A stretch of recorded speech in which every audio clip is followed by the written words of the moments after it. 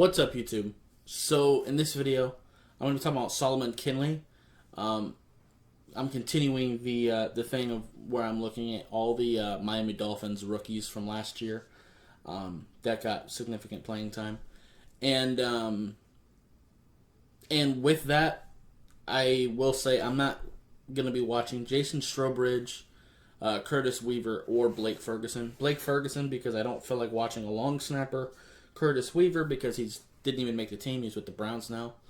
And Jason Strowbridge, literally, I typed his name into Game Pass. He was involved in 4 plays. That's not even enough to warrant a film session. We just need to see a little bit more of him. So if you really want to, you can go watch my video of my thoughts on Jason Strowbridge when we drafted him. That's really the only information we really have on him right now. So, yeah. So let's see what games he started. He started against New England. All right, let's start there then. Because I know he was hurt at the end of the year. Yeah, turn that on.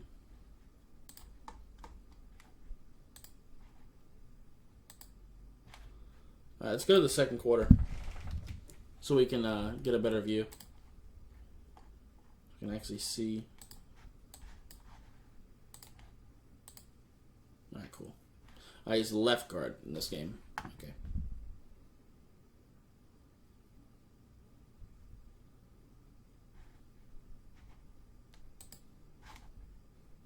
And you know what, too? I think this is probably a good thing to watch, too, because this is actually where I want him. I want him to play left guard. Ideally, I mean, I don't really like Austin Jackson much, but he'll be our left tackle. Kindley, left guard. Robert Hunt should slide into right guard, and then Liam at right tackle. And then whoever the fuck we're going to start at center.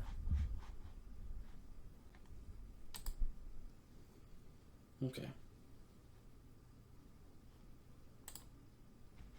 So right off the bat, the base looks good.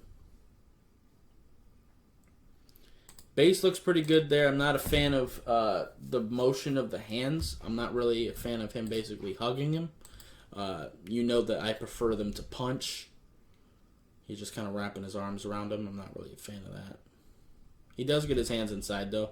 I like where his hands eventually get. I just don't like the path to which he took to put them there. But that's not a bad little go. He eventually loses it, but at that point, too, is already sacked, so it is what it is. At least on his point. Penalty.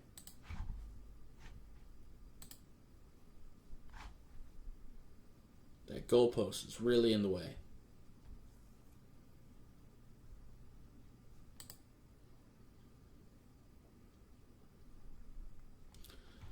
So this is an issue that he kind of has. He knows that, I mean, he's like 340 pounds, so he knows he is pretty slow. So one thing that he ends up doing is, this is something that Austin Jackson does a lot too. He just guesses that you're going to go to the outside. Like, he immediately makes a hard step outside without even waiting to see what he's going to do. Because this guy goes clearly onto the inside. So now he has to overcompensate to kind of get you there. And then try to get back over to block, I think that's Butler, actually. Yeah. He's actually on our team now. The better way to handle this, one, don't just assume where they're going to go. Don't do a hard step to the outside without even seeing where they're going. But ideally what you would do, and this is something, again, we didn't handle well all year, is stunts and stuff. You should have passed this guy on to Ted Karras and then immediately popped your hands back to Butler.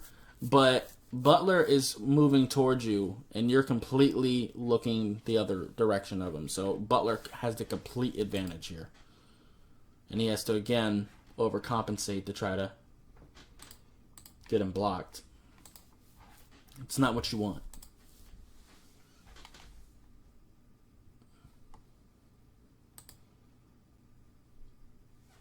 Decent little combo block here. Now he's going to climb. Okay.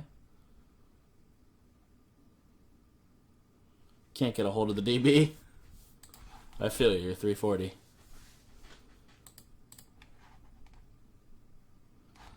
But again, this is where it's weird for me, right? As far as what offensive lineman we've drafted.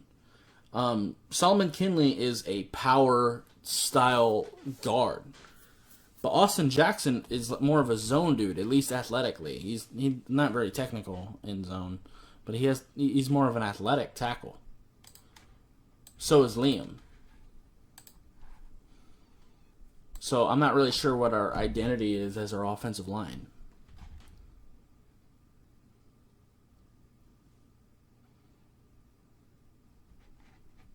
Let's take a look at it. Let's take another look at that.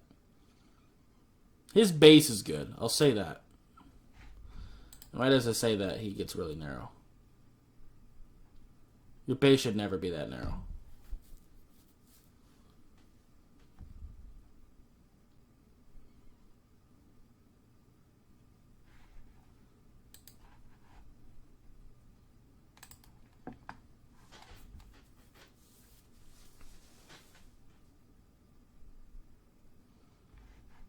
Again,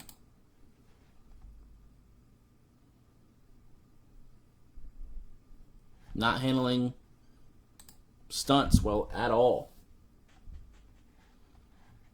You got to trust your guys. You got to let Ted Karras and Jesse Davis handle this dude. You have to. Just let him go and turn to him. He does it eventually, but he's too late.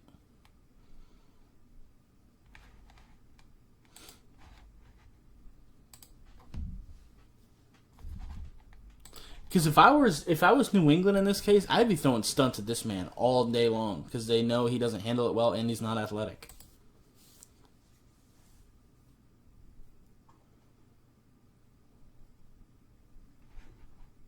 It's not bad there. That time it was Austin Jackson's fault. So right here, as he makes this step, Solomon Kindley can tell that this guy's going to the outside, so he immediately turns to block Austin Jackson's guy. But Austin Jackson doesn't realize what's going on, so he doesn't pick him up. They end up doubling on this dude, and this guy ends up running free. That's on Austin Jackson there. Kindley actually handled it okay.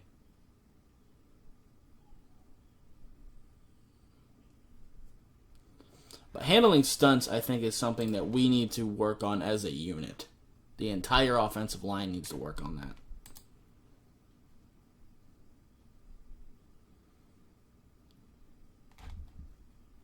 Because I'm not going to lie, if I was a defensive coordinator against the Dolphins, I'm running stunts against you the entire game until you make me stop.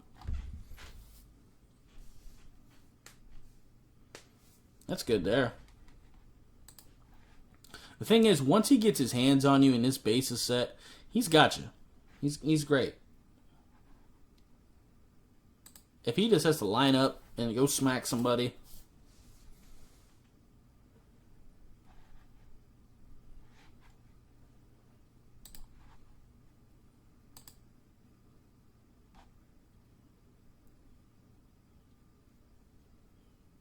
him and Ted are gonna double that dude. I feel you. Keep pushing all the way to the whistle. Love it.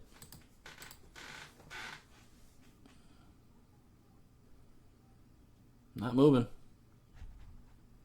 Again, once he gets his hands on you and he's set, he's good. The big thing is he needs to work on these stunts, man.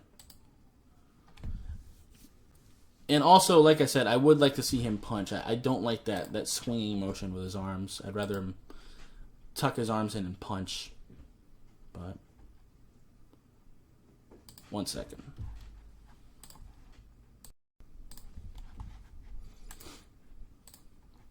Also, one thing I want to see with our offensive line this year is better communication.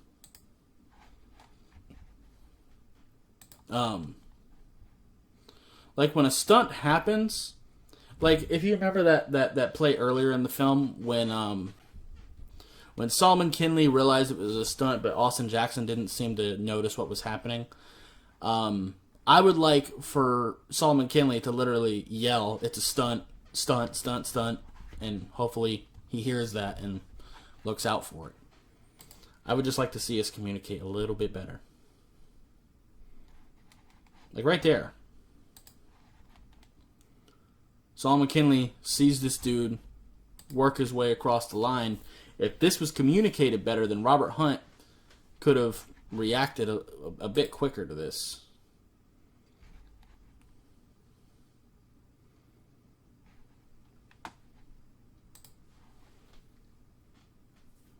That's something our entire offensive line needs to work on too, is communication. That's how you beat stunts, is with communication.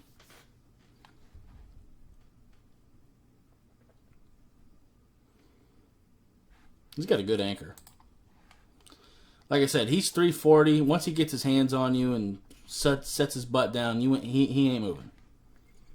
It's pretty hard to get off him at that point. So it's good there. Let's go third quarter.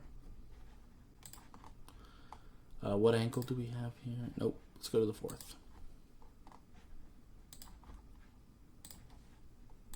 It's just easier to see their hands here. Oh, yeah. This is where he went out. Okay, let's go to a different game then.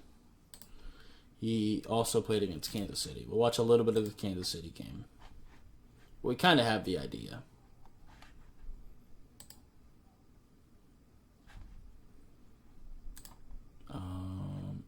Let's find a decently long drive.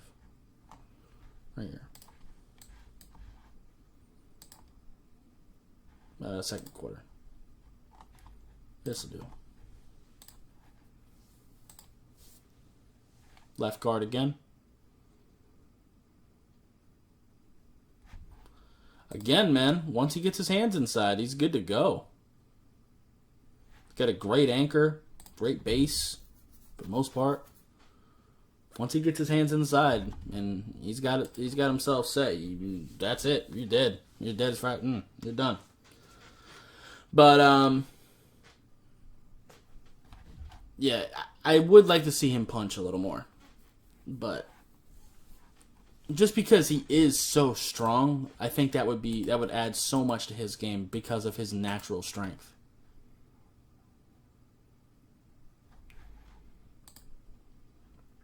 What happened here? He just kind of missed.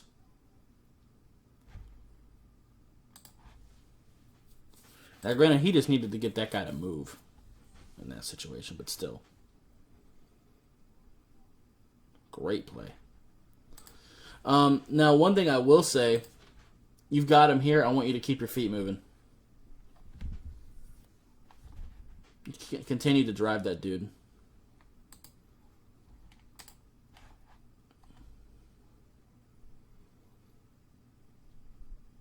You can move a little bit, though. For being 340.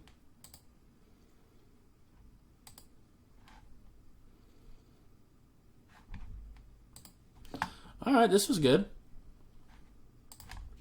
This is good awareness right here. Watch this. He knows that this dude is spinning. He knows he has Ted Karras next to him. So he has the awareness to let him go and block the edge rusher that is giving Austin Jackson problems. I love that. Communication and trust. So important on the offensive line.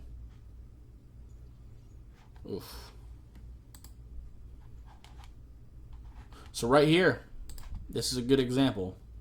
This is why I don't like that swinging motion. One, it's less powerful, and two, this can happen when you're swinging your arms like that. They can swat those hands away. See him swat those hands away, and now Solomon Kindley is completely out of the way. He's... That's rough. That's one of the other reasons I don't like that swinging motion.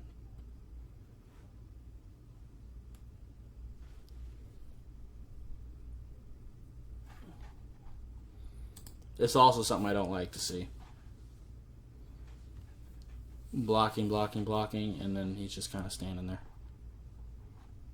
Find somebody to block. Ted Karras was blocking somebody, right? Yeah, Ted Karras was finishing somebody. That's the guy just fell over. But even if you just went over there to help Ted Karras block that dude, I just don't like people just standing there. All right, right here.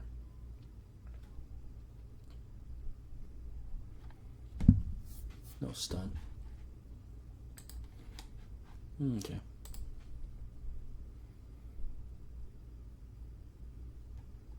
He does look a little bit lost sometimes.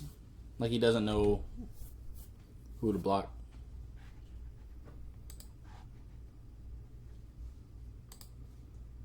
Definitely needs some development, but I think that's probably good though. I think we kind of get the idea. He could definitely work on his hands a little bit.